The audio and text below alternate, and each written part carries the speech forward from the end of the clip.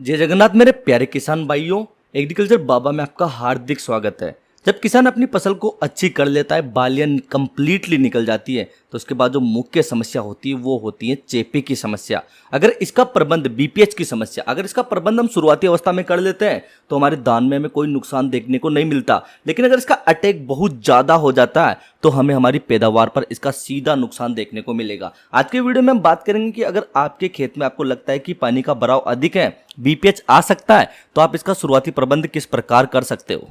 मुख्य तौर पर हमारे एरिया में अभी बारिश बहुत ज़्यादा चल रही है। खेतों की ये पोजीशन है कि 15 से लेकर 20 दिन तक भी खेत खाली नहीं होंगे।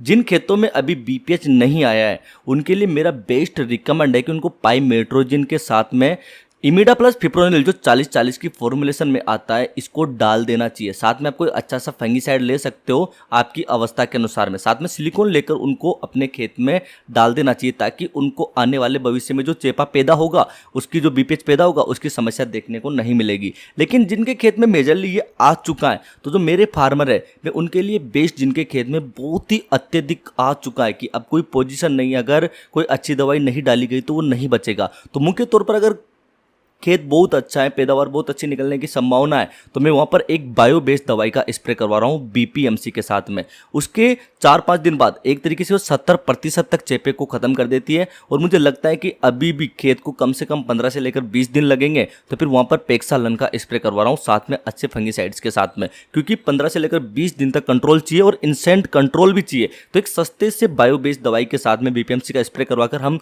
पूरे चेपे को 70% डाउन कर रहे हैं। और उसके बाद पेक्सालन डालकर इसको भरपूर लंबे रिजल्ट के लिए हम सोच रहे हैं कि लास्ट तक इसका रिजल्ट रहेगा। और ये एक्सपेरिमेंट एक तरीके से अभी तक सफल भी हो रहा है। अगर आपके खेत में आपको लगता है कि बीपीएच की संख्या भी 10 से लेकर 20% है, तो आप पेक्सालन का इस्तेमाल कर सकते हो। बहुत ही बेहतरीन रिजल्ट आपको देखने को मिलेंगे। इसके अलावा आप सीजेंटा की विस्टोरिया का भी प्रयोग कर सकते हो, इसके भी रिजल्ट बहुत ही शानदार हैं। लेकिन इन दोनों दवाइयों को आप प्री में इस्तेमाल कर लोगे अगर शुरुआती अवस्था में, तो आपको अंत तक देखने को मिलेंगे इसके रिजल्ट।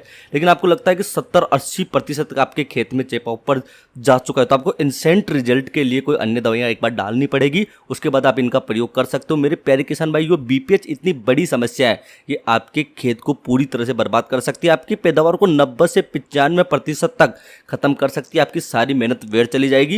हालांकि बीपीएच में एक्सपेरिमेंट ही काम करते हैं, अलग अलग क्षेत्रों में अलग अलग प्रकार की दवाइयां काम करती है, तो आप लोकल जो विशेषज्ञ हैं उनसे सलाह ले सकते हैं। इसमें कोई एक पैमाना कार्य नहीं करता, बहुत से क्षेत्रों में कौन सी दवाई किस मानक से कार्य कर रही है, आपके क्षेत्र में किस प्रकार कार्य कर रही है, क्योंकि नमी की मात्रा, एक प्रकार से जो नमी होती है खेतों की आर्द्रता, वो हर जगह अलग अलग होती है। और लंबे समय तक कौन से क्षेत्रों में आर्द्रता रहती है, ये भी अलग अलग पैमाने के आधार पर निर्धारित होती है। तो मेरे प्यारे किसान भाइयों, बीपीएच की अगर समस्या बहुत ज़्यादा हो सकती है तो अपने लोकल विशेषज्ञ से अवश्य कंसल्ट करें। और अगर आपको एग्रीकल्चर से संबंधित कोई जानकारी चाहिए तो एग्रीकल्चर बाबा को सब्सक्राइब कीजिए और सीधा हमसे बात करने के लिए हमारे इंस्टाग्राम हैंडल एग्रीकल्चर बाबा पर जाइए और मैसेज कीजिए। जय जय श्री राम।